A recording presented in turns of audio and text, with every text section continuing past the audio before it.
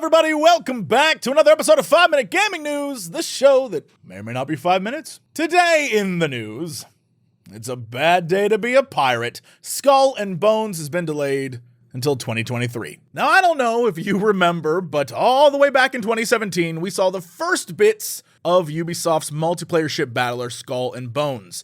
And then, like a schooner in the mist, it was gone. A schooner's a ship, right?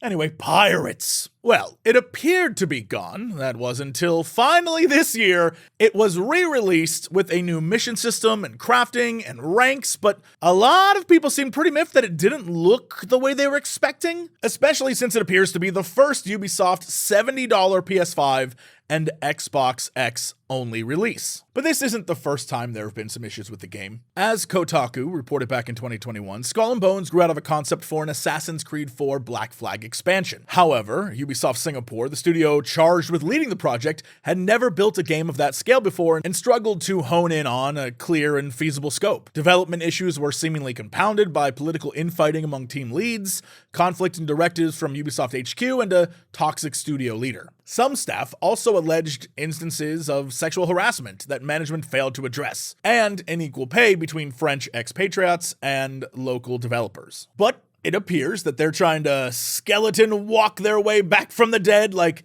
Pirates of the Caribbean. Yep, it's a whole bunch of pirate references. Not always good ones. And look, I'm here for it.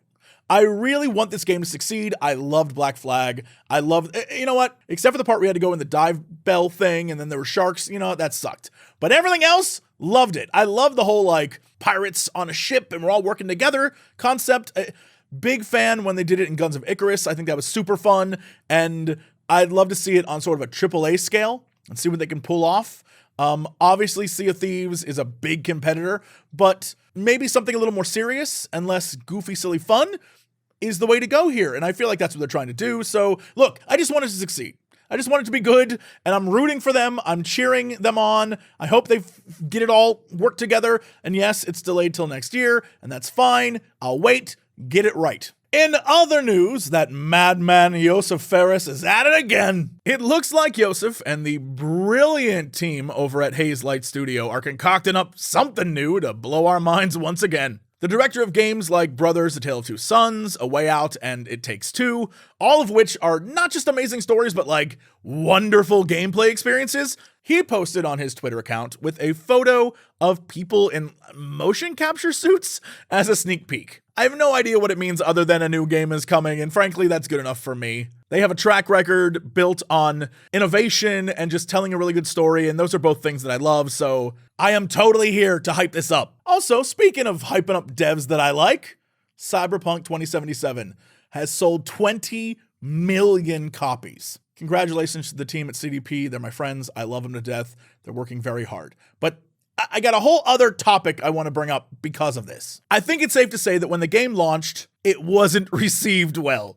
And it became a meme pretty quick, but they did sell a lot of copies initially. And many companies at that point would take the hit to their ego and move on. But CDP kept at it. Planned expansions, the anime project with Edgerunners, and a ton of updates. Now, is this because they wanted to get it right, or is it more of a AAA sunken cost fallacy thing where they were like, we spent money on the game, we spent money on Keanu, we gotta get something back for this? But you would imagine they already did with the initial sales. But the interesting thing here is that they kept at it, and it paid off. Now people are buying the game literally just to see sights from the anime and to make builds based on characters from it. It's wild. And that brings me to the point I wanted to make, and more importantly, just ask you a question and get some feedback. When we look at something like Cyberpunk, and let's take another example, No Man's Sky, a game that at launch flopped and has since kept at it, making big improvements and has found an audience and honestly has gotten critical acclaim. People love No Man's Sky now. I know historically the idea has always been you only get one launch,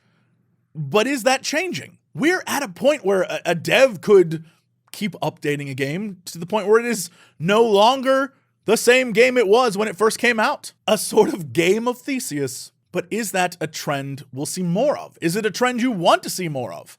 Where a game comes out and might be unfinished and might need polishing or might be buggy, and then eventually over time they repair it. I mean, honestly, I can think of many games off the top of my head that are like that, Bethesda, but I'm curious what you think. If you accept it as, all right, a game came out, maybe in a year's time I'll go and play it when they fix stuff. Or are you rooting for the fact that, like, if a game doesn't do too well, if devs care enough, they can spend the money and the time and the resources to make it better and give you the product that they think you deserve? Are you rooting for them? Are you upset that they didn't nail it the first time?